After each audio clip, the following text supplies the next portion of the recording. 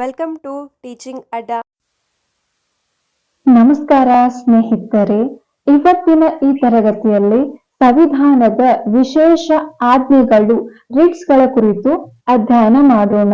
ಈ ಟಾಪಿಕ್ ಚಿಕ್ಕದಿರಬಹುದು, ಆದರೆ ಇದರ ಪ್ರಾಮುಖ್ಯತೆ ಜಾಸ್ತಿ ಇದೆ ಅಂತ ನಾವು ಹೇಳ್ತೀವಿ. ಸಂವಿಧಾನದ 32ನೇ ವಿಧಿ ಏನ್ ಹೇಳ್ತದೆ? ಸಂವಿಧಾನದ ಯಾವ ವಿಧಿಯಲ್ಲಿ ರಿಟ್ಗಳ ಬಗ್ಗೆ ವಿವರಣೆ ನೀಡಲಾಗಿದೆ ಅಂತಕ್ಕಂತಹ ಕ್ವಶನ್ಸ್ ಬಂದಿರ್ತದೆ. ಸಾಮಾನ್ಯವಾಗಿ PC ಹಿಡ್ಕೊಂಡು ಅಪ್ ಟು IAS ವರೆಗೂ ರಿಟ್ಗಳ ಬಗ್ಗೆ ಸಾಮಾನ್ಯವಾಗಿ ಕ್ವಶನ್ಸ್ ಯಾವ ರೀತಿ ಬರ್ತದೆ ಅಂದ್ರೆ, ಈ ರಿಟ್ಸ್ ಏನನ್ನ ಹೇಳ್ತದೆ, ಈ ರಿಟ್ಸ್ ಗಳ ಬಗ್ಗೆ ಯಾವ ವಿಧಿಯಲ್ಲಿ ಮೆನ್ಷನ್ಸ್ ಮಾಡಿದ್ದಾರೆ ಅಂತಕ್ಕಂತಹ ಪ್ರಶ್ನೆಗಳು ಕೇಳಲಾಗ್ತದೆ. ಇನ್ನ ನಾವಿಲ್ಲಿ ರಿಟ್ಸ್ ಅಂತ ಹೇಳಿ ಬಂದಾಗ ನಮ್ಮ ಸಂವಿಧಾನದಲ್ಲಿ ನಾವು 5 ರಿಟ್ಸ್ ಗಳನ್ನ ಕಾಣ್ತೀವಿ. First one habeas corpus, mandamus, prohibitions, ಉಪೇಕ್ಷಣಾಧಿಕಾರ, ಮತ್ತೆ ಕೊನೆಯದಾಗಿ ಕೋವಾರೆಂಟ್ ಅಂತಕ್ಕಂಥದ್ದು. ಈ ರಿಟ್ಸ್ ಗಳು ಎಂದರೇನು ಅಂತಕ್ಕಂಥದ್ದು ಪ್ರಶ್ನೆ ಇವಾಗ ನಾವು ಮೇನ್ಸ್ ಎಕ್ಸಾಮ್ ಆಗ್ಲಿ ಯಾವ ರೀತಿ ನಾವು ಇಲ್ಲಿ ಓದ್ಬೇಕಂತಂದ್ರೆ 360 ಡಿಗ್ರಿ ಆಂಗಲ್ ಅಲ್ಲಿ ನಾವು ಓದ್ಬೇಕಾಗ್ತದೆ. ರಿಟ್ಸ್ ಗಳು ಎಂದರೇನು ಅಂತಕ್ಕಂಥದ್ದನ್ನು ನಾವು ನೋಡೋಣ. ಈ ಸಂವಿಧಾನದ 32ನೇ ವಿಧಿ ಏನ್ ಹೇಳ್ತದೆ ಅದನ್ನ ಇಲ್ಲಿ ನೋಡೋಣ.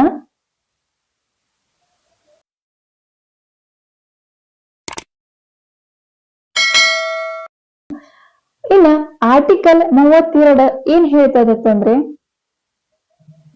ಆರ್ಟಿಕಲ್ 32 ಡಾಕ್ಟರ್ BR ಅಂಬೇಡ್ಕರ್ ಅವರು ಏನ್ ಹೇಳಿದ್ರು ಅಂದ್ರೆ ಸಂವಿಧಾನದ ಆತ್ಮ ಅಂತ ಹೇಳಿ ಕರೀತಾರೆ. ಅದಷ್ಟೇ ಅಲ್ಲದೆ ಇದನ್ನ ನಾವು ಮೂಲಭೂತ ಹಕ್ಕುಗಳ ರಕ್ಷಕ ಅಂತ ಹೇಳಿ ಕರಿತೀವಿ. ಅದೇ ರೀತಿ ಸಂವಿಧಾನದ 226ನೇ ವಿಧಿಯು ಕೂಡ ಹೈಕೋರ್ಟ್ ಅಂತ ಹೇಳಿ ಬರ್ತದೆ. ಸೊ ಇದು ರಿಟ್ ಅನ್ನು ಹೊರಡಿಸುವ ಅಧಿಕಾರ ಯಾರಿಗಿರತ್ತೆ ಅಂದ್ರೆ ಸುಪ್ರೀಂ ಕೋರ್ಟ್ ಮತ್ತು ಹೈಕೋರ್ಟ್ ಗಳಿಗೆ ಮಾತ್ರ ಇರ್ತದೆ. ಅಧೀನ ನ್ಯಾಯಾಲಯಗಳಿಗೆ ಈ ಅವಕಾಶ ಇರುವುದಿಲ್ಲ, ಅಧಿಕಾರ ಇರುವುದಿಲ್ಲ ಅಂತ ಹೇಳ್ತೀವಿ. ಇನ್ನ ರಿಟ್ಗಳು ಎಂದರೇನು? ಸಾಮಾನ್ಯವಾಗಿ ನಾವು ರಿಟ್ಸ್ ಯಾವ ರಿಟ್ಸ್ ಏನನ್ನ ಹೇಳ್ತದಂತ ನೋಡ್ತೀವಿ. ಆದ್ರೆ ಇವತ್ ನಾವು ರಿಟ್ಸ್ ಎಂದರೇನು ಅಂತಕ್ಕಂತ ಒಂದು ಎಕ್ಸಾಂಪಲ್ ಮುಖಾಂತರ ನಾವು ಇದನ್ನ ನೆನ್ಪಿಟ್ಕೋಬಹುದು. ಯಾವ ರೀತಿಯ ಎಕ್ಸಾಂಪಲ್ ಮುಖಾಂತರ ನಾವು ರಿಟ್ ಅಂದ್ರೆ ಏನಂತ ತಿಳ್ಕೊಳ್ಳೋಣ. ಕೋರ್ಟ್ ಏನ್ ಮಾಡ್ತದಂದ್ರೆ ಮುನ್ಸಿಪಾಲಿಟಿ ಅವರಿಗೆ ಈ ಊರಿನ ರೋಡ್ ಅನ್ನ ನೀವು ಮಾಡ್ಬೇಕಂತ ಹೇಳಿ ಆದೇಶನ ಕೊಡ್ತದ. 1 ವರ್ಷ ಆಗಿರ್ತದ, 2 ವರ್ಷ ಆಗಿರ್ತದ. ಆ ಅಧಿಕಾರಿ ಏನ್ ಮಾಡ್ತಾನೆ ಅಂದ್ರೆ ಆ ರೋಡ್ ಅನ್ನ ಮಾಡ್ಸಿರುದಿಲ್ಲ. ಆಗ ಸುಪ್ರೀಂ ಕೋರ್ಟ್ ಏನ್ ಮಾಡ್ತದಂದ್ರೆ ಫೈನಲ್ ಡಿಸಿಷನ್ ತಗೋತದ. ಫೈನಲ್ ಡಿಸಿಷನ್ ಏನ್ ತಗೋತದಂದ್ರೆ ಫೈನಲ್ ಆದೇಶವನ್ನು ತಗೋತದ. ಅವರು ರಿಟ್ ಅನ್ನ ಹೊರಡಿಸ್ತಾರೆ, ಆಜ್ಞೆಯನ್ನ ಹಾಕ್ತಾರೆ ಆ ಆಫೀಸರ್ ಮೇಲೆ. ಅದಕ್ ನಾವು ಏನ್ ಹೇಳ್ತೀವತ್ತಂದ್ರೆ ರಿಟ್ ಅಂತ ಹೇಳ್ತೀವಿ. ಸಾಮಾನ್ಯವಾಗಿ ಹೇಳ್ಬೇಕಂತಂದ್ರೆ ರಿಟ್ ಅಂತಂದ್ರೆ ಕೋರ್ಟ್ ತೆಗೆದುಕೊಳ್ಳುವ ಅಂತಿಮ ನಿರ್ಧಾರ. ಕೋರ್ಟ್ ತೆಗೆದುಕೊಳ್ಳುವ ಅಂತಿಮ ನಿರ್ಧಾರವನ್ನ ನಾವು ಏನಂತೀವಂದ್ರೆ ರಿಟ್ ಅನ್ನ ಹೇಳ್ತೀವಿ.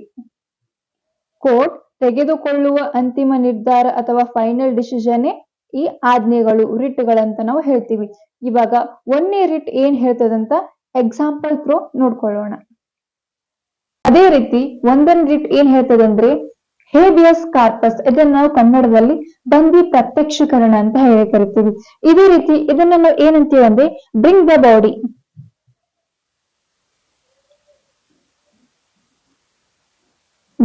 ಬಾಡಿ. ಅಂತಂದ್ರೆ ಏನಂದ್ರೆ ಒಬ್ಬ ಪೊಲೀಸ್ ಅಧಿಕಾರಿ ಏನ್ ಮಾಡ್ತಾನೆ, ಒಬ್ಬ ವ್ಯಕ್ತಿಯನ್ನು ಅಥವಾ ಅಪರಾಧಿಯನ್ನು, ಪೊಲೀಸ್ ಅಧಿಕಾರಿ ಒಬ್ಬ ವ್ಯಕ್ತಿಯನ್ನು ಅಥವಾ ಅಧಿಕಾರಿಯನ್ನು ಸ್ಟೇಷನ್ ಕರ್ಕೊಂಡ್ ಬರ್ತಾನೆ. ಕರ್ಕೊಂಡ್ ಬಂದಾಗ ಆ ಟೈಮ್ ಏನ್ ಮೆನ್ಷನ್ ಮಾಡಿರ್ತಾರಲ್ಲ, ಆ ಟೈಮ್ ಮೆನ್ಷನ್ ಮಾಡಿದ್ದನ್ನ ಬಿಟ್ಟು 24 ಗಂಟೆ ಒಳಗಡೆ ಅವ್ರು ಏನ್ ಮಾಡ್ಬೇಕಂತಂದ್ರೆ ಸ್ಥಳೀಯ ನ್ಯಾಯಾಲಯಗಳಿಗೆ ಅಥವಾ ಜಡ್ಜ್ಗಳ ಮುಂದೆ ಆ ವ್ಯಕ್ತಿಯನ್ನ ಹಾಜರ್ಪಡಿಸ್ಬೇಕಂತಕ್ಕಂತ ಹೇಳುದು ಯಾವುದತ್ತಂದ್ರೆ ಈ ಬಂದಿ ಪ್ರತ್ಯಕ್ಷೀಕರಣ ರಿಟ್ ಅಂತ ಹೇಳ್ತೀವಿ ನಾವು.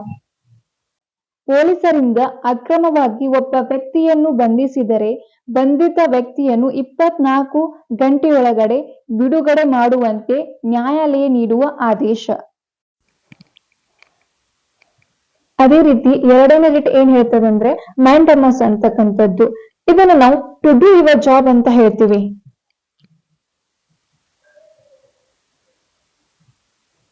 To do your job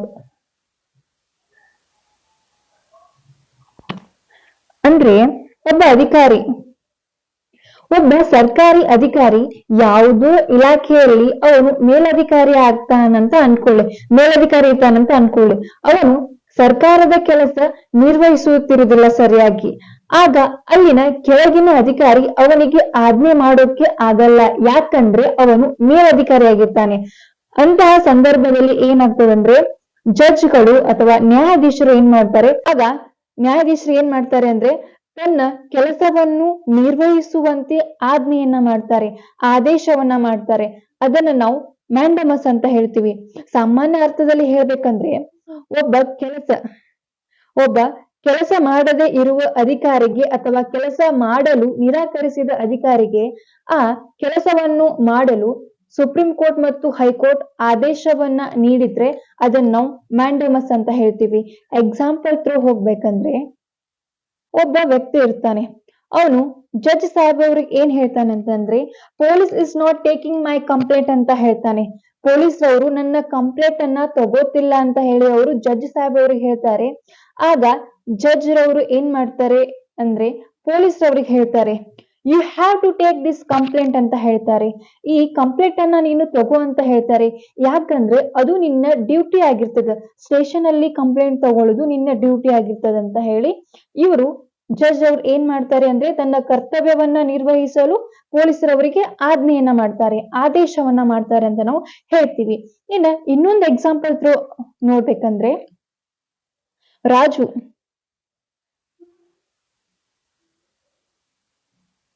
Raju ಅಂತಕ್ಕಂಥ ವ್ಯಕ್ತಿ ಮತ್ತೆ ಪ್ರವೀಣ್ ಅಂತಕ್ಕಂಥ ವ್ಯಕ್ತಿ. ರಾಜು ಅವ್ರು ಏನ್ ಮಾಡಿರ್ತಾರೆ, ಪ್ರವೀಣ್ ಅವರ ಆಸ್ತಿಯನ್ನ ಕಸಿದುಕೊಂಡಿರ್ತಾರೆ. ಆಗ ಪ್ರವೀಣ್ ಅವ್ರು ಏನ್ ಮಾಡ್ತಾರೆ, ಜಡ್ಜ್ ಸಾಹೇಬ್ರ ಹತ್ರ ಹೋಗ್ತಾರೆ. ಅಲ್ಲಿ ಹೋಗಿ ಅವರು ತಮ್ಮ ಸಮಸ್ಯೆಯನ್ನ ಹೇಳ್ತಾರೆ. ಆಗ ಜಡ್ಜ್ ಸಾಹೇಬ್ರವ್ರು ಏನ್ ಮಾಡ್ತಾರೆ ಅಂದ್ರೆ ಆ ಕೇಸನ್ನ ಸ್ಟಡಿ ಮಾಡ್ತಾರೆ. ಸ್ಟಡಿ ಮಾಡಿ ಅವರು ಪೊಲೀಸ್ ಅವ್ರಿಗೆ ಹೇಳ್ತಾರೆ, ಪ್ರವೀಣ್ ಅವರ ಆಸ್ತಿಯನ್ನ ತೆಗೆದುಕೊಂಡು ಅವರು ತಮ್ಮ ಹೆಸರಿನಲ್ಲಿ ಮಾಡ್ಕೊಡ್ತಾರೆ ಪೊಲೀಸರವರು. ಸೊ ಇಲ್ಲಿ ಏನ್ ಮಾಡ್ತಾರೆ ಅಂದ್ರೆ ಜಡ್ಜ್ ಸಾಹೇಬ್ರವರು ಇವರಿಗೆ ಆದೇಶವನ್ನ ನೀಡ್ತಾರೆ, ಆಜ್ಞೆಯನ್ನ ನೀಡ್ತಾರೆ ಅಂತ ನಾವು ಹೇಳ್ತೀವಿ. ನಾವು ನೋಡಿದ್ವಿ ಮ್ಯಾಂಡಮಸ್, ಪರಮಾದೇಶ ಅಂತ ಹೇಳ್ತೀವಿ. ಇದೇನಂದ್ರೆ ತನ್ನ ಕರ್ತವ್ಯವನ್ನು ನಿರ್ವಹಿಸಲು ವಿಫಲನಾದ ಸಾರ್ವಜನಿಕ ಅಧಿಕಾರಿಗೆ ಕಾರ್ಯನಿರ್ವಹಿಸುವಂತೆ ನ್ಯಾಯಾಲಯ ನೀಡುವ ಆದೇಶ. ಆಗ್ಲೇ ನಾವು ಇದನ್ನ ಎಕ್ಸಾಂಪಲ್ ಥ್ರೂ ನೋಡಿದ್ವಿ. ಇನ್ನು ಇದು ಏನಂತಂದ್ರೆ ಖಾಸಗಿ ವ್ಯಕ್ತಿ ಅಥವಾ ಖಾಸಗಿ ಸಂಸ್ಥೆಗಳ ವಿರುದ್ಧ ಇದನ್ನ ನಾವು ಆದೇಶ ಹೊಡ್ಸಕ್ಕಾಗಲ್ಲ. ಯಾಕಂದ್ರೆ ಇದು ಕೇವಲ ಸರ್ಕಾರಿ, ಇಲ್ಲಿ ಆಗ್ಲೇ ಮೆನ್ಷನ್ ಮಾಡಿದೀವಿ, ಸಾರ್ವಜನಿಕ ಅಧಿಕಾರಿಗೆ, ಸರ್ಕಾರಿ ಅಧಿಕಾರಿಗಳ ವಿರುದ್ಧ ಮಾತ್ರ ನಾವು ಮ್ಯಾಂಡಮಸ್ ರಿಟರ್ನ್, ಈ ಖಾಸಗಿ ವ್ಯಕ್ತಿಗಳ ವಿರುದ್ಧ ನಾವು ಈ ರಿಟರ್ನ್ ಹೊಡ್ಸಲ್ಲ. ಇನ್ನು ಅದೇ ರೀತಿ ತನ್ನ ಕರ್ತವ್ಯವನ್ನು ನಿರ್ವಹಿಸಲು ವಿಫಲನಾದ ಅಥವಾ ನಿರಾಕರಿಸಿದ ಸಾರ್ವಜನಿಕ ಅಧಿಕಾರಿಗೆ ಅದನ್ನು ನಿರ್ವಹಿಸುವಂತೆ ಸುಪ್ರೀಂ ಕೋರ್ಟ್ ಅಥವಾ ಹೈಕೋರ್ಟ್ ನೀಡುವ ಆದೇಶವೇ ಮ್ಯಾಂಡಮಸ್ ಅಂತ ನಾವು ಹೇಳ್ತೀವಿ. ಇನ್ನ ಥರ್ಡ್ ಒನ್ ಯಾವುದಂದ್ರೆ ಮೂರನೇ ರಿಟ್ ಏನ್ ಹೇಳ್ತದಂದ್ರೆ ಪ್ರತಿಬಂಧಕಾಜ್ಞೆ. ಇದನ್ನ ನಾವು ಇಂಗ್ಲಿಷ್ ಅಲ್ಲಿ ಪ್ರೊಹಿಬಿಷನ್ ಅಂತ ಹೇಳ್ತೀವಿ. ರವಿ ಮತ್ತೆ ಅರುಣ್ ಇಬ್ಬರ ಮಧ್ಯೆ ಒಂದು ಕೇಸ್ ನಡೀತಿರ್ತದೆ. ಸೊ ಆ ಕೇಸ್ ಅಲ್ಲಿ ಏನಾಗ್ತದಂದ್ರೆ ರವಿ ಅವರು ಗೆಲ್ತಾರೆ, ವರುಣ್ ಅವರು ಸೋಲ್ತಾರೆ. ಆಗ ಏನಾಗತ್ತಂದ್ರೆ ಅರುಣ್ ಅವ್ರು ಏನ್ ಮಾಡ್ತಾರೆ ಅಂದ್ರೆ ಕೆಲವು ಸಮಯಗಳ ಬಿಟ್ಟು ಅವ್ರು ಏನ್ ಮಾಡ್ತಾರೆ, ಕೇಸನ್ನ ರಿಅಪೀಲ್ ಮಾಡ್ತಾರೆ. ರಿಅಪೀಲ್ ಮಾಡಿದ್ರು ಕೂಡ ಆ ಕೇಸಲ್ಲಿ ಮತ್ತೆ ವರುಣ್ ಅವರು ಗೆಲ್ಲಲ್ಲ, ಕೇಸನ್ನ ರವಿ ಅವರೇ ಗೆಲ್ತಾರೆ. ಮತ್ತೆ ಏನ್ ಮಾಡ್ತಾರೆ ಅಂತಂದ್ರೆ ಅವರು 2 ವರ್ಷಗಳ ನಂತರ ಆ ಸುಪ್ರೀಂ ಕೋರ್ಟ್ ಅಥವಾ ಹೈಕೋರ್ಟ್ ನ್ಯಾಯಾಧೀಶರು ಟ್ರಾನ್ಸ್ಫರ್ ಆಗಿರ್ತಾರೆ, ಬೇರೆ ನ್ಯಾಯಾಧೀಶರು ಬಂದಿರ್ತಾರೆ. ಆಗ ಅವ್ರೇನ್ ಮಾಡ್ತಾರೆ, ಕೇಸನ್ನ ರಿಅಪೀಲ್ ಮಾಡ್ತಾರೆ, ರಿಓಪನ್ ಮಾಡ್ತಾರೆ. ಅಲ್ಲಿಯೂ ಕೂಡ ವರುಣ್ ಅವರು ಏನ್ ಮಾಡ್ತಾರೆ, ಸೋಲ್ತಾರೆ. ಇವಾಗ ನಾವು ಸಾಮಾನ್ಯವಾಗಿ ನೋಡಿರ್ತೀವಿ ಒಂದೊಂದು ಕೇಸ್ಗಳು 2 ವರ್ಷ, 10 ವರ್ಷ, 15 ವರ್ಷ ಗಟ್ಲೆ ಕಂಟಿನ್ಯೂಟಿ ಆಗಿ ನಡ್ತಿರ್ತದೆ. ಅದಕ್ಕೆ ರೀಸನ್ ಏನಂದ್ರೆ ರಿಅಪೀಲ್ ಅಂತ ಹೇಳ್ತೀವಿ. ಆಗ ಏನ್ ಮಾಡ್ತದಂದ್ರೆ ಹೈಕೋರ್ಟ್ ಏನ್ ಮಾಡ್ತದ, ತನ್ನ ವರ್ತನೆಯನ್ನ ಮೀರಿ ತನಗೆ ಇಲ್ಲದೆ ಅಧಿಕಾರವನ್ನ ಅದು ಚಲಿಸ್ತಿರ್ತದ. ಆಗ ಸುಪ್ರೀಂ ಕೋರ್ಟ್ ಏನ್ ಆರ್ಡರ್ ಮಾಡ್ತದಂದ್ರೆ ಆಜ್ಞೆಯನ್ನ ಕೊಡ್ತದ, ನಿಮ್ಮ ಹಿಡಿತದಲ್ಲಿರಿ, ತಮ್ಮ ಲಿಮಿಟ್ ಅಲ್ಲಿ ಇರಕಂತ ಸ್ಟೇಟ್ಮೆಂಟ್ ಅನ್ನ ಕೊಡ್ತದ. ಇದು ಕೇವಲ ಹೈಕೋರ್ಟ್ ಮತ್ತು ಸುಪ್ರೀಂ ಕೋರ್ಟ್ ನ್ಯಾಯಾಲಯಗಳಿಗೆ ಮಾತ್ರ ಸಂಬಂಧಿಸಿದೆ ಅಂತ ನಾವು ಹೇಳ್ತೀವಿ. ಥರ್ಡ್ ಒನ್ ಅಂತ ಹೇಳಿ ಬಂದಾಗ ಪ್ರತಿಬಂಧಕಾಜ್ಞೆ ಅಂತ ಹೇಳ್ತೀವಿ, ಪ್ರೊಹಿಬಿಷನ್ಸ್. ಇದೇನ್ ಹೇಳ್ತದಂದ್ರೆ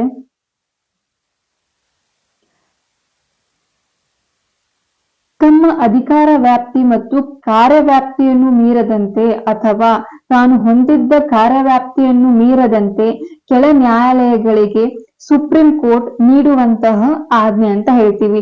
ಹಾಗೆ ನಾವು ನೋಡಿದ್ವಿ, ತಮಗೆ ಇಲ್ಲದೆ ಇರುವಂತಹ ಅಧಿಕಾರವನ್ನ ಹೈಕೋರ್ಟ್ ಚಲಾಯಿಸಿದ್ರೆ ಸುಪ್ರೀಂ ಕೋರ್ಟ್ ಏನ್ ಮಾಡ್ತದ, ಆಜ್ಞೆಯನ್ನ ನೀಡ್ತದ ಅಂತ ಹೇಳ್ತೀವಿ. ಇನ್ನು ಅದೇ ರೀತಿ ಈ ಆಜ್ಞೆಯನ್ನು ನ್ಯಾಯಿಕ ಅರೆ ನ್ಯಾಯಿಕ ಪ್ರಾಧಿಗಳ ವಿರುದ್ಧ ಮಾತ್ರ ಹೊರಡಿಸಬಹುದು. ಆದ್ರೆ ಇದನ್ನ ನಾವು ಆಡಳಿತಾತ್ಮಕ ಪ್ರಾಧಿಕಾರಿಗಳು, ಶಾಸನೀಯ ಸಂಸ್ಥೆಗಳು ಹಾಗೂ ಖಾಸಗಿ ವ್ಯಕ್ತಿಗಳ ವಿರುದ್ಧ ಈ ಆಜ್ಞೆಯನ್ನ ನಾವು ಹೊರಡಿಸುವಂತಿಲ್ಲ. ಥರ್ಡ್ ಒನ್ ರಿಟ್ ಏನ್ ಹೇಳ್ತದಂದ್ರೆ ಇದನ್ನ ನಾವು ನ್ಯಾಯಿಕ ಮತ್ತು ಅರೆನ್ಯಾಯಿಕ ಪ್ರಾಧಿಕಾರಗಳ ವಿರುದ್ಧ ಮಾತ್ರ ಹೊರಡಿಸಬಹುದು. ಸುಪ್ರೀಂ ಕೋರ್ಟ್ ಆಗ್ಲಿ, ಹೈಕೋರ್ಟ್ ಆಗ್ಲಿ, ಸ್ಥಳೀಯ ನ್ಯಾಯಾಲಯಗಳಾಗ್ಲಿ, ಟೋಟಲಿ ಕೋರ್ಟ್ಗಳಿಗೆ ನಾವು ಈ ಆಜ್ಞೆಯನ್ನು ಹೊರಡಿಸಬಹುದು. ಆದ್ರೆ ಇದನ್ನ ನಾವು ಶಾಸನೀಯ ಆಗ್ಲಿ, ಖಾಸಗಿ ವ್ಯಕ್ತಿಗಳ ವಿರುದ್ಧ ಈ ಆಜ್ಞೆಯನ್ನ ನಾವು ಹೊರಡಿಸಕ್ ಆಗಲ್ಲ ಅಂತಕ್ಕಂಥದ್ದು. ಇನ್ನ ಫೋರ್ತ್ ಒನ್ ಏನ್ ಹೇಳ್ತದ, ಕೋರ್ಟ್ಗಳಿಗೆ ವರ್ಗಾವಣೆ ಮಾಡಿ ಅಂತ ಹೇಳುವುದನ್ನ ನಾವು ಏನ್ ಹೇಳ್ತೀವತ್ತಂದ್ರೆ ಉಪೇಕ್ಷಣಾಧಿಕಾರ ಅಂತ ಹೇಳ್ತೀವಿ. ಸಾಮಾನ್ಯವಾಗಿ ಈಗ ಕೆಳ ಹಂತದಲ್ಲಿ ಸುಪ್ರೀಂ ಕೋರ್ಟ್, ಹೈಕೋರ್ಟ್ ಅಂತ ಹೇಳ್ತೀವಿ ನಾವು. ಹೈಕೋರ್ಟ್ ಮತ್ತೆ ಸುಪ್ರೀಂ ಕೋರ್ಟ್ ಅಂತ ಹೇಳ್ತೀವಿ. ಈಗ ಹೈಕೋರ್ಟ್ ಅಲ್ಲಿ ಇರ್ತಕ್ಕಂಥ ಕೆಲವು ಕೇಸ್ಗಳು ಸಾಲ್ವ್ ಆಗಿರುವುದಿಲ್ಲ. ಅಂತ ಸಂದರ್ಭದಲ್ಲಿ ಸುಪ್ರೀಂ ಕೋರ್ಟ್ ಏನ್ ಮಾಡ್ತದಂದ್ರೆ ಕೆಳ ಹಂತದ ನ್ಯಾಯಾಲಯದಲ್ಲಿ ಇರ್ತಕ್ಕಂತಹ ಕೇಸ್ಗಳನ್ನ ಅಥವಾ ದಾವೆಗಳನ್ನ ಮೇಲ್ ಹಂತದ ನ್ಯಾಯಾಲಯ ಆಗಿರುವಂತಹ ಸುಪ್ರೀಂ ಕೋರ್ಟ್ ಏನ್ ಮಾಡ್ತದಂದ್ರೆ ಆ ಕೇಸನ್ನ ಸಾಲ್ವ್ ಮಾಡ್ತದ. ಸೊ ಉಪೇಕ್ಷಣಾಧಿಕಾರ ಅಂದ್ರೆ ಈ 4ನೇ ರಿಟ್ ಏನ್ ಹೇಳ್ತದಂದ್ರೆ ಕೆಳ ಹಂತದ ಕೋರ್ಟ್ ಬಳಿ ಇರುವಂತಹ ಯಾವುದೇ ಪ್ರಕರಣ ಆಗಿರಬಹುದು ಅಥವಾ ಯಾವುದೇ ಕೇಸ್ ಆಗಿರಬಹುದು, ಅದನ್ನು ಮೇಲ್ ಹಂತ ಅಥವಾ ಮೇಲ್ ಕೋರ್ಟ್ಗಳಿಗೆ ವರ್ಗಾಯಿಸುವಂತೆ ಆಜ್ಞೆಯನ್ನ ನೀಡ್ತದ. ಯಾವುದಂದ್ರೆ ಉಪೇಕ್ಷಣಾಧಿಕಾರ. ಇನ್ನ ಕೊನೆಯದಾಗಿ ಬರತಕ್ಕಂಥದ್ದು ಕೋರ್ಟ್ಗಳಿಗೆ ವರ್ಗಾವಣೆ ಮಾಡಿ ಅಂತ ಹೇಳುವುದನ್ನ ನಾವು ಏನ್ ಹೇಳ್ತೀವತ್ತಂದ್ರೆ ಉಪೇಕ್ಷಣಾಧಿಕಾರ ಅಂತ ಹೇಳ್ತೀವಿ. ಸಾಮಾನ್ಯವಾಗಿ ಈಗ ಕೆಳ ಹಂತದಲ್ಲಿ ಸುಪ್ರೀಂ ಕೋರ್ಟ್, ಹೈಕೋರ್ಟ್ ಅಂತ ಹೇಳ್ತೀವಿ ನಾವು. ಹೈಕೋರ್ಟ್ ಮತ್ತೆ ಸುಪ್ರೀಂ ಕೋರ್ಟ್ ಅಂತ ಹೇಳ್ತೀವಿ. ಈಗ ಹೈಕೋರ್ಟ್ ಅಲ್ಲಿ ಇರ್ತಕ್ಕಂಥ ಕೆಲವು ಕೇಸ್ಗಳು ಸಾಲ್ವ್ ಆಗಿರುವುದಿಲ್ಲ. ಅಂತ ಸಂದರ್ಭದಲ್ಲಿ ಸುಪ್ರೀಂ ಕೋರ್ಟ್ ಏನ್ ಮಾಡ್ತದಂದ್ರೆ ಕೆಳ ಹಂತದ ನ್ಯಾಯಾಲಯದಲ್ಲಿ ಇರ್ತಕ್ಕಂತಹ ಕೇಸ್ಗಳನ್ನ ಅಥವಾ ದಾವೆಗಳನ್ನ ಮೇಲ್ ಹಂತದ ನ್ಯಾಯಾಲಯ ಆಗಿರುವಂತಹ ಸುಪ್ರೀಂ ಕೋರ್ಟ್ ಏನ್ ಮಾಡ್ತದಂದ್ರೆ ಆ ಕೇಸನ್ನ ಸಾಲ್ವ್ ಮಾಡ್ತದ. ಸೊ ಉಪೇಕ್ಷಣಾಧಿಕಾರ ಅಂದ್ರೆ ಈ 4ನೇ ರಿಟ್ ಏನ್ ಹೇಳ್ತದಂದ್ರೆ ಕೆಳ ಹಂತದ ಕೋರ್ಟ್ ಬಳಿ ಇರುವಂತಹ ಯಾವುದೇ ಪ್ರಕರಣ ಆಗಿರಬಹುದು ಅಥವಾ ಯಾವುದೇ ಕೇಸ್ ಆಗಿರಬಹುದು, ಅದನ್ನು ಮೇಲ್ ಹಂತ ಅಥವಾ ಮೇಲ್ ಕೋರ್ಟ್ಗಳಿಗೆ ವರ್ಗಾಯಿಸುವಂತೆ ಆಜ್ಞೆಯನ್ನ ನೀಡ್ತದ. ಯಾವುದಂದ್ರೆ ಉಪೇಕ್ಷಣಾಧಿಕಾರ. ಇನ್ನ ಕೊನೆಯದಾಗಿ ಬರತಕ್ಕಂಥದ್ದು ಫೋರ್ತ್ ಒನ್ ರಿಟ್ ಏನ್ ಹೇಳ್ತದಂದ್ರೆ ಉಪೇಕ್ಷಣಾಧಿಕಾರ. ಇದನ್ನ ನಾವು ಸರ್ಸೋರರಿ ಅಂತ ಹೇಳ್ತೀವಿ. ಇಲ್ಲಿ ನೋಡ್ಬೋದು, ಕೆಳ ಲೋವರ್ ಕೋರ್ಟ್ ನಿಂದ ವರಿಷ್ಠ ನ್ಯಾಯಾಲಯಗಳಿಗೆ ದಾವೆಗಳನ್ನು ಅಂದ್ರೆ ಕೇಸ್ಗಳನ್ನ, ಪ್ರಕರಣಗಳನ್ನ ವರ್ಗಾಯಿಸುವಂತೆ ಸುಪ್ರೀಂ ಕೋರ್ಟ್ ಮತ್ತು ಹೈಕೋರ್ಟ್ ನೀಡುವಂತ ಆದೇಶ. ಇವಾಗ ಕೆಳ ನ್ಯಾಯಾಲಯದಲ್ಲಿ ಇರ್ತಕ್ಕಂತಹ ಕೆಲವು ದಾವೆ, ಇವಾಗ ಕೆಳ ಹಂತದ ನ್ಯಾಯಾಲಯಗಳಲ್ಲಿ ಇರ್ತಕ್ಕಂತಹ ಕೆಲವು ದಾವೆಗಳನ್ನ, ಕೇಸ್ಗಳನ್ನ ಅಪ್ಪರ್ ಅಂದ್ರೆ ಸುಪ್ರೀಂ ಕೋರ್ಟ್, ಹೈಕೋರ್ಟ್ಗೆ ನೀಡುವಂತೆ ಆದೇಶವನ್ನ ನೀಡುವುದು. ಇನ್ನ ಜಾರಿಗೆ ತಂದು ವಾರೆಂಟ್ ಅನ್ನ ಜಾರಿಗೆ ತಂದು ಆ ವ್ಯಕ್ತಿಯನ್ನ ಹುದ್ದೆಯಿಂದ ಕೆಳಗಿಳಿಸ್ತದ.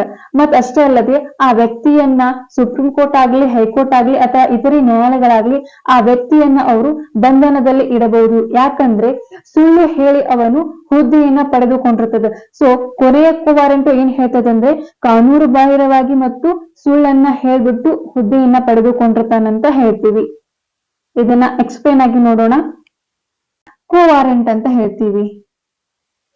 ಇಲ್ಲಿ ನೋಡ್ಬೋದು, ಸಾರ್ವಜನಿಕ ಹುದ್ದೆಯನ್ನು ಹೊಂದಲು ಒಬ್ಬ ವ್ಯಕ್ತಿಗೆ ಇರಬೇಕಾದ ಅರ್ಹತೆಯ ಬಗ್ಗೆ ವಿಚಾರಣೆ ನಡೆಸುವಂತೆ ಕೋರ್ಟ್ ನೀಡುವ ಆದೇಶ.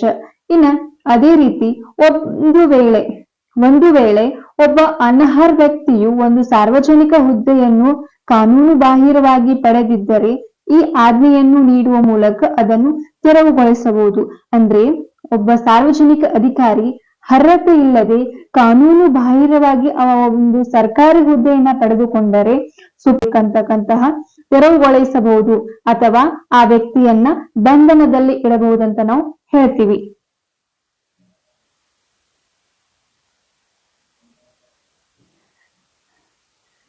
ವಿಡಿಯೋ ಉಪಯುಕ್ತಕಾರಿಯಾಗಿದೆ ಅಂತ ಭಾವಿಸ್ತೀನಿ. ಹಾಗೆ ಸಿಗೋಣ